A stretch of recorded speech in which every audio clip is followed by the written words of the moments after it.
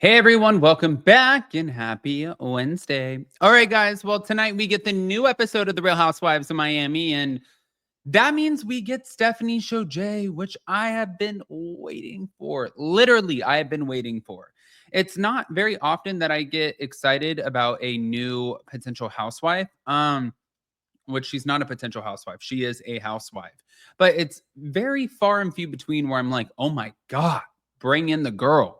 Like a new bombshell has entered the villa. No, this woman's jet is worth more than any of their homes. This woman has money. She has opulence. She has attitude. She is smart. She's witty. She is career driven. She's good friends with our friend Caroline Stanberry, and she just checks all the boxes. So I'm like, go on, girl. Even at what is it like? Oh, it's 8:22 in the morning. Even at 8:22 in the morning, I'm like, Jason's like, did you have caffeine? I'm like, yeah, the guy did. And I'm ready to talk about some Stephanie Shojay tonight. But in the meantime, we have the Valley to get into. So before we jump in, if you guys haven't already, go ahead, pop off in the comment section.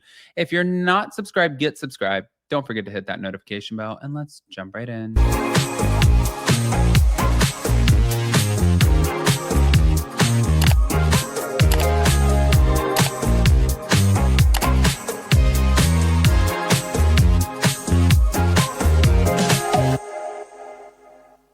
Okay, so this one I didn't really necessarily understand, but apparently after Brittany's televised fight with Zack Wickham, Jax allegedly sent Brittany a rage-fueled text, or at least a few of them, indicating that he was still highly emotionally reactive despite their separation.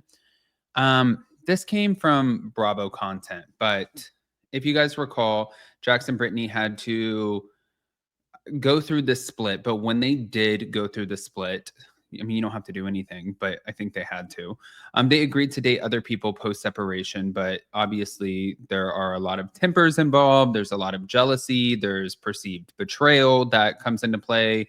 And I think that this makes it to where there are a lot more issues. And truly, I feel like Zack Wickham is going to be Team Brittany the entire time, which that's his best friend. And if you had to choose between Brittany and Jax, like I think that Zack is on the right side of history. And also he grew up with her. He's going to choose her side regardless, which I'm not friends with Brittany, but if I had to choose a side, like, what am I, a moron? I think we know where I would lean into. But now, with the Zack Wickham aside, I wanted to get into this. Because Brittany confronts the Lexi Wood over Jesse Solomon, like the rumors. There was a cast event in Miami, and she felt compared like to Lexi, I think, in a few Watch What Happens Live posts. So I guess at this event, she wanted to clear the air with Lexi about rumors linking her to Jesse Solomon, saying that she didn't want the drama and she wanted to be upfront. One, I like that Brittany did that, but like, Brittany, you don't have to sit there and tell anybody anything. Like, you don't have to sit there and share what you don't want to share with people. Lexi Wood, while I appreciate a girl's girl, she was a one and done on Summer House. She knew what she was doing. She wanted the showmance. He knew what he was doing. He wanted the showmance. And I think sometimes it's okay to compartmentalize a lot of these strategic plays as opposed to emotions that go into the strategic plays. I think a lot of times people come in here understanding it's a job and that is how they're operating. So I don't feel like you need to just like sit there and be like, I just want to let you know I didn't do anything. No. But the encounter apparently was not backstage. It happened in front of the group, showing Brittany's assertiveness, but also she avoided the confrontation, like style, like way of approaching her. And she questioned her rather than accusing her. So I think that she was pretty proactive about addressing the Jesse rumor head on. And listen, good for you. Good for you.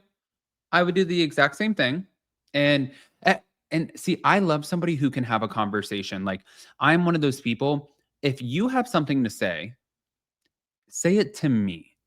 Like, I'm not afraid of conflict. I don't like conflict. But if we have a conversation, I've had even housewives where we have like butt heads. And I'm like, okay, so please let me know where you're coming from. That way I can understand, because potentially maybe I'm missing the mark here and I might be looking at this through like skewed lenses. Whereas, like, maybe you're actually right and I'm just not picking up your point. So, can you please help me understand? And yes, somebody can also look at you and be like, I don't give a shit. I don't have to help you understand. I can explain it to you. I don't have to understand it for you.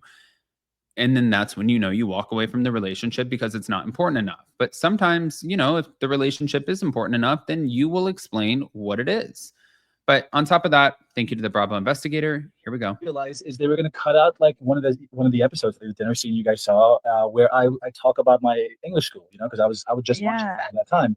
Because it was also one of the reasons I went on the show was I'm like, okay, well, I have no idea what I want out of this. I really don't know. I just want to have fun. Fuck it, why not? It wasn't like I got to be. This is going to propel my career into this. If it did, fantastic. If it didn't, all good. But what I knew was I was going to have a little platform to talk about what I really think is my life's mission. And they cut that out, and that was just so hurtful. And I'm like, I'm not sure how much I can talk about this. I'm going to talk about it anyway. I don't really care. No, but this is what we want to hear. Yeah. I probably should my contract. I don't know how much I can talk about. I don't give a shit at this point because it was fucked up. It was also like right before that, like that. So the weekend that I went up there, they cut me out of the whole weekend sloppily. You can see my shadow. Insane. I'm like, wait, is that? Videos, I know that man. Photos. That doesn't happen, but they did it, and it was like that weekend. I left that weekend. I didn't always feel this way. Actually, most weekends when I would leave on Sunday, I was just so kind of hungover or whatever. And I was just like, I wasn't sure what I put out there. I was like, was I being as clear? Was I being as direct? All these things that you second guess yourself, right? That weekend I left feeling pretty good. I'm like, that was a fucking good weekend. Because I was only there for like Friday to like Saturday. And like I went in there, I was in there the weekend before. And that weekend I'm like, hey guys, this is after Sierra and Paige talked to me or whatever you want to, like catfish me or whatever you want to call it. Yeah. It wasn't even that much, honestly. It was just like, hey, by the way. And I went in there, I'm like, you know what? I didn't love the way I was being, in the sense that I was like I'm new to the house.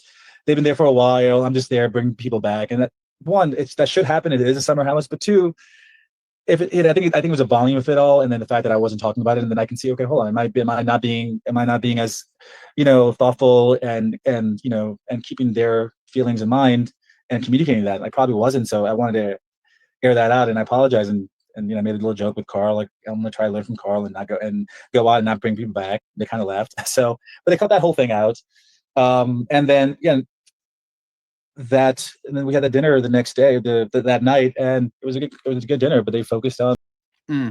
Okay, so I think that what he was hoping for was he was going to come on the show, have the platform, and he was going to be able to draw attention to his school and other things that he's doing. Well, a lot of Bravo celebrities want to come on and they want to join these platforms because they feel like this is a way to propel them and propel the businesses or whatever engagements they're working on and put this in front of millions of viewers.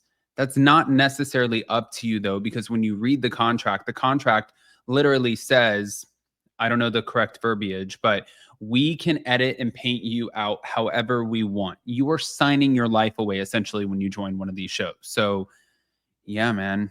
Emerald, what a hard way to learn that lesson. But I want to hear what you guys think. Guys, pop off in the comment section. If you're not subscribed, get subscribed. Don't forget to hit that notification bell, and we'll see you next time.